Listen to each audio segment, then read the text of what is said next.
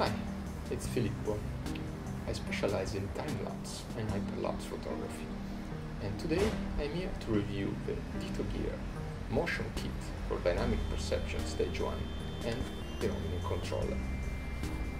Thanks to this kit, you'll be able to combine the advanced functionality of the Omnicontroller with the portability of the Stage 1. The MotionKit allows you to use DitoGear Omnicontroller with your existing Dynamic Perception Stage 1. The kit includes a new cart with servo motor, the Omnicontroller, a 12-volt gel-type lead-acid battery, a nice bag to fit the battery and the cables, and all the necessary cable and accessories. Assembling the kit is very easy and almost the same as the Dynamic Perception kit. First, you need to remove the wheels from your Dynamic Perception cart and attach them to the DitoGear cart. Remove the original belt clips, attach the new bracket supplied with the MotionKit, and fit the original belt clips on the brackets. Install the cart on the Stage 1, take the supplied belt and fix it to one belt clip, slide it through the gears and rollers of the motor, and fix it to the other side with enough tension. Now you just need to mount your favorite tripod head and camera, connect the motor to the output port of the breakout box,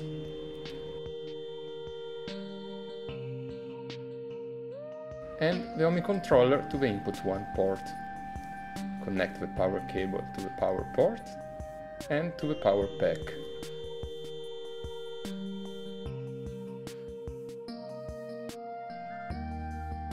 Or to your favorite power source. Finally, connect the shutter release cable and the setup is ready. Now let's have a look at the Omnicontroller, what we can do with it and how to set it up.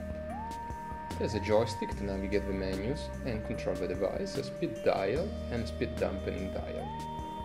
The first thing to do is to set it up.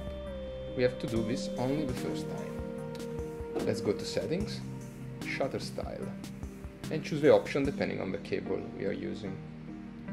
Then to Battery Type, and choose Gel unless you have a DitoGear power brick. Let's go to Control Device, and in this case for the MotionKit let's choose Linear and BD Modulo. We can then set the length of the dolly that we are using. Lastly, we need to calibrate the controller, moving the car close to one end of the dolly, and this is the only action we will need to do after every power-up.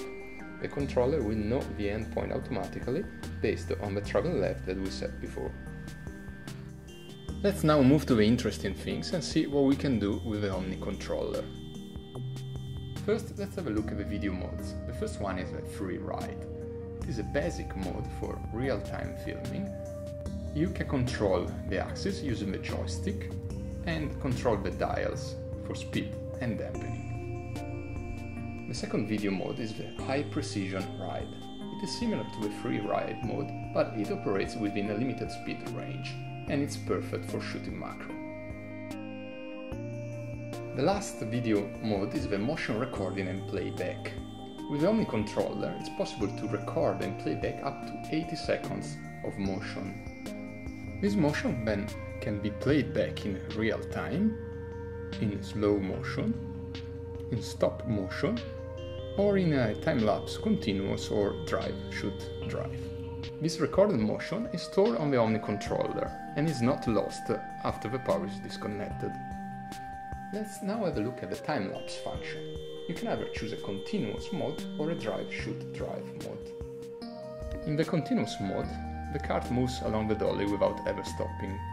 Is it possible to set the exposure of the camera, if it's set in bulb mode, the interval between shots, the number of shots, and the direction, left or right.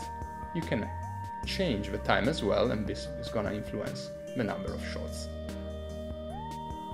The second time-lapse mode is the drive, shoot, drive mode. It works exactly the same as the continuous mode, but in this case the cart stops every time the camera takes a shot.